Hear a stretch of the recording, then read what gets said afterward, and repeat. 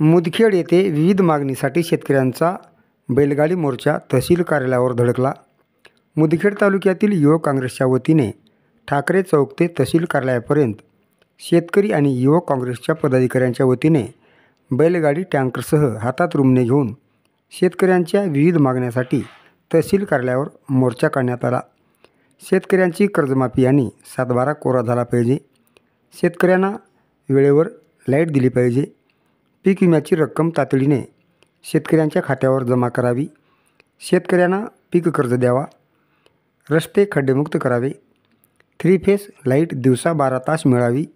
शेतातील single phase लाईटची व्यवस्था तातडीने करावी, गावातील व शेतातील सिंगल फेस लाईट 24 तास मिळावी, कोटेशन भरलेल्या शेतकऱ्यांना DP